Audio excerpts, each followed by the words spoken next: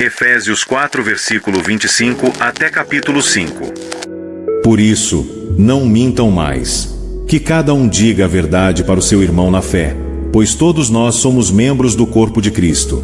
Se vocês ficarem com raiva, não deixem que isso faça com que pequem e não fiquem o dia inteiro com raiva. Não deem ao diabo oportunidade para tentar vocês. Quem roubava que não roube mais, porém comece a trabalhar a fim de viver honestamente e poder ajudar os pobres. Não digam palavras que fazem mal aos outros, mas usem apenas palavras boas, que ajudam os outros a crescer na fé e a conseguir o que necessitam, para que as coisas que vocês dizem façam bem aos que ouvem. E não façam com que o Espírito Santo de Deus fique triste, pois o Espírito é a marca de propriedade de Deus colocada em vocês, a qual é a garantia de que chegará o dia em que Deus os libertará. Abandonem toda amargura, todo ódio e toda raiva. Nada de gritarias, insultos e maldades. Pelo contrário, sejam bons e atenciosos uns para com os outros. E perdoem uns aos outros, assim como Deus, por meio de Cristo, perdoou vocês. Vocês são filhos queridos de Deus e por isso devem ser como Ele. Que a vida de vocês seja dominada pelo amor, assim como Cristo nos amou e deu a sua vida por nós, como uma oferta de perfume agradável e como um sacrifício que agrada a Deus. Vocês fazem parte do povo de Deus. Portanto, qualquer tipo de imoralidade sexual, indecência ou cobiça não pode ser nem mesmo assunto de conversa entre vocês. Não usem palavras indecentes, nem digam coisas tolas ou sujas, pois isso não convém a vocês. Pelo contrário, digam palavras de gratidão a Deus. Fiquem certos disto: jamais receberá uma parte no reino de Cristo e de Deus qualquer pessoa que seja imoral, indecente ou cobiçosa, pois a cobiça é um tipo de idolatria. Vivendo na luz. Não deixem que ninguém engane vocês com conversas tolas, pois é por causa dessas coisas que o castigo de Deus cairá sobre os que não obedecem a Ele. Portanto, não tenham nada a ver com esse tipo de gente. Antigamente vocês mesmos viviam na escuridão, mas, agora que pertencem ao Senhor, vocês estão na luz. Por isso vivam como pessoas que pertencem à luz, pois a luz produz uma grande colheita de todo tipo de bondade, honestidade e verdade. Procurem descobrir quais são as coisas que agradam o Senhor. Não participem das coisas sem valor que os outros fazem, coisas que pertencem à escuridão. Pelo contrário, tragam todas essas coisas para a luz, pois é vergonhoso até falar sobre o que essas pessoas fazem em segredo. E, quando qualquer coisa é trazida para a luz, então a sua verdadeira natureza é revelada. Porque o que é claramente revelado se torna luz. E é por isso que se diz: você que está dormindo, acorde, levante-se da morte, e Cristo o iluminará. Portanto, prestem atenção na sua maneira de viver.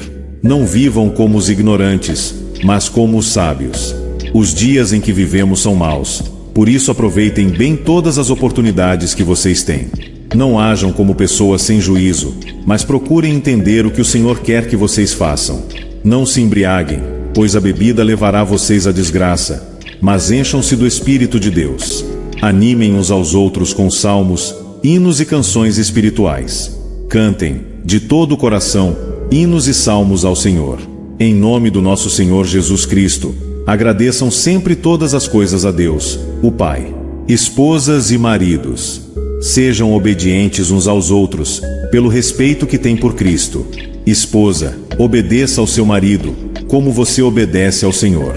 Pois o marido tem autoridade sobre a esposa, assim como Cristo tem autoridade sobre a igreja. E o próprio Cristo é o Salvador da igreja, que é o seu corpo. Portanto, assim como a igreja é obediente a Cristo, assim também a esposa deve obedecer em tudo ao seu marido. Marido, ame a sua esposa, assim como Cristo amou a igreja e deu a sua vida por ela. Ele fez isso para dedicar a igreja a Deus, lavando-a com água e purificando-a com a sua palavra. E fez isso para também poder trazer para perto de si a igreja em toda a sua beleza, pura e perfeita, sem manchas ou rugas, ou qualquer outro defeito. O homem deve amar a sua esposa assim como ama o seu próprio corpo.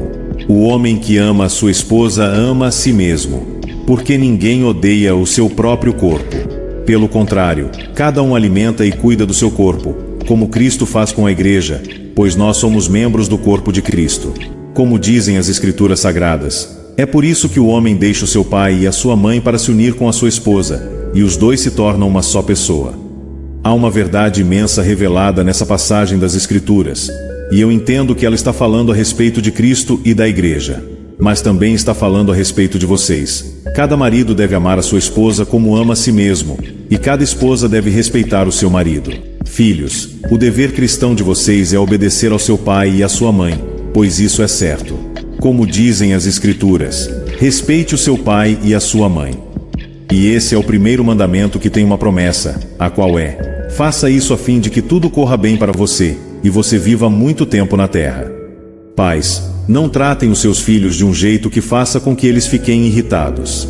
Pelo contrário, vocês devem criá-los com a disciplina e os ensinamentos cristãos. Escravos e seus donos. Escravos, obedeçam com medo e respeito àqueles que são seus donos aqui na terra. E façam isso com sinceridade, como se estivessem servindo a Cristo. Não obedeçam aos seus donos só quando eles estiverem vendo vocês, somente para conseguir a aprovação deles. Mas, como escravos de Cristo, façam de todo o coração o que Deus quer. Trabalhem com prazer, como se vocês estivessem trabalhando para o Senhor e não para pessoas.